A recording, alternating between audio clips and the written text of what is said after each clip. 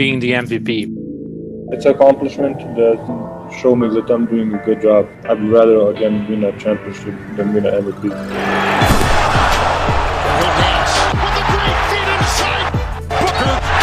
This is very reminiscent of his childhood idol, Kobe Bryant. The Phoenix Suns have buzzsawed the terrific Nuggets twice. One team that wanted to be here and one team that did not want to be here, and that's why we got our ass kicked.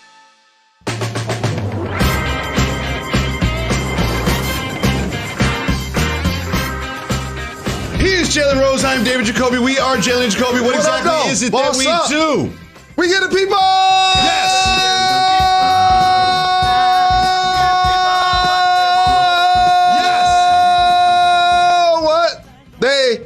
We will get you ready for the Bucks-Nets Game 3. We have some information about the Packers starting quarterback situation, but we start in Phoenix last night where it was Game 2 between the Nuggets and the Suns were shining bright.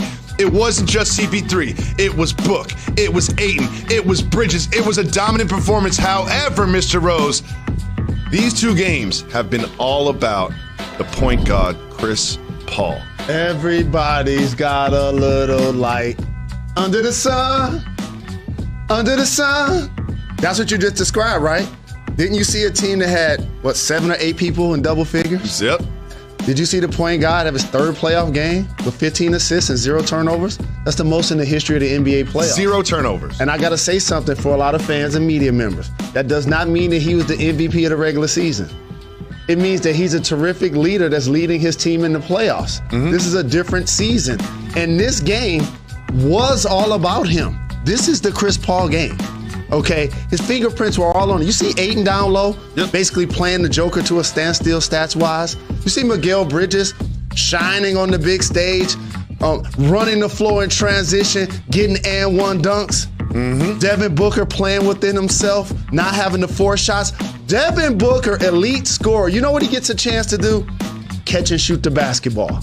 First time in his career. How about that? Gets to catch and shoot the basketball. Somebody's creating shots for him. Kawhi and Paul George looking at him like, man, must be nice. Nice. Yeah. Must be nice, right? Yeah. And so, again, Chris Paul has done a terrific job of stamping his signature. And the guard play of the Phoenix Suns is so very outstanding, it's just crushing the Denver Nuggets. And what I love about what Chris Paul does for this team is they don't need like a Donovan Mitchell 45 points from Book. No. They don't need these huge games like some of these other teams need from their star players like the Mavs. They've got Chris Paul there who, as you mentioned, distributes to everybody, gets everybody double figures. However, Nikola Jokic, newly minted as the MVP. You know, you said him and Ayton are playing each other to a standstill. I don't know if I would say that. However, he needs some help. He needs some help out there, and he's not getting it in this series. And Mike Malone is not happy about that. And here is what Coach Mike Malone had to say after the game. So obviously Chris Paul doesn't see us. He doesn't feel us. And we're not impacting what he's trying to do in any way, shape, or form, Ashley. And I think you could say that pretty much for the Phoenix Suns roster. They've had their way with us on both ends of the court. I felt we quit tonight, which is something you never want to see. So I guess for Game 3, I'm just going to try to find guys that will at least go out there and leave it all on the line. I like what he did there. What did he do? The coach is acknowledging that my guy, the Joker, just won MVP. And he basically scored just as much as the other 4 starters. That's unacceptable. So he know I ain't talking to him. He know I'm talking to everybody else. And if that comment had a name attached to it, if I had to put a label on it, it would be Michael Porter Jr. Really? Because I was watching the game extremely close. And a lot of those high pick and rolls with Bridges and Chris Paul, you know that why there was confusion? You know why there was confusion? Why's that? Because Michael Porter Jr. didn't want to get stuck on Chris Paul.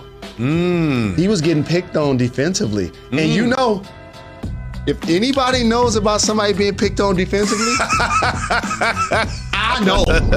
Okay? I know. And the thing is, when I say Ayton played him to a standstill, if you recall, Ayton got 2 fouls. Early, just like I wanted him to. Right? Just like I wanted him to. That's what I said. The Jokic needs to get him in foul trouble. Didn't do it in game 1, did it game 2. However, when he came back into the game, he played foul-free basketball. That's the standstill I'm talking about. You want the Joker to then take advantage of that and use that aggression to attack him and either get him in foul trouble even further or take those layups and dunks. It was great to see Will Barton return. The Nuggets will play with a sense of effort and a sense of urgency when they return home. Monte Morris is going to play better. Where's Campazzo? Where's your man? That's your man. That was my man. Your man. Once upon a time, Campazzo was my man. However, just, you know, I'm a die easy fan. It was all good just a week ago. Up. I think it was 1 for 7 in this one. First of all, let me just say in my man's defense, he had Dame in the first series and then Chris Paul in the second series. Not exactly a defensive stopper, Campazzo. However, he needs to play better. As you mentioned, Morris needs to play better. And Michael Porter Jr., I guess he's got back issues. That's the only thing that makes sense because he performs so much better. When you look at his numbers after Murray got hurt, when you look at his numbers in that section, when Murray was hurt until this series, he was performing great. And then this series, he is not. It has to be an injury. But also, too, he's fallen a little bit into the young player syndrome, which is when I'm making shots, then I'm engaged with the rest of my skills in my game. When I'm not making shots, then I'm kind of just out there. I believe Michael Porter Jr. has a big game 3. We will see. We have a game 3 in the Eastern Conference as well. The Brooklyn Nets going to Milwaukee to take on the Bucks. However, Mr. Rose, the best show in basketball in the playoffs are the big 3 for the Nets. James Harden and Jeff Green are progressing well. They're going to be out in this one. However, it doesn't matter when you have KD playing like he is and Kyrie playing like he is and the supporting players of the Nets playing like they are.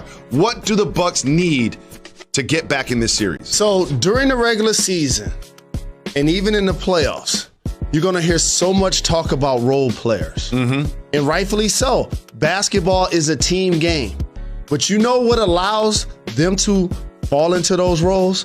When you have your stars and your superstars performing as such.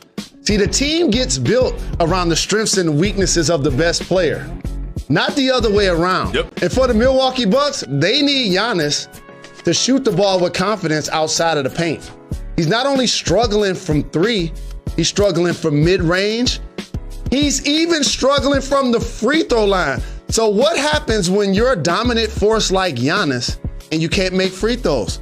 You're not driving as much because you don't want to get fouled. You're not driving as much and you're not hitting jumpers. And what are you doing? When you look at the production of the net, the Bucks, we'll call them a big 3, I guess. Look at the difference in production.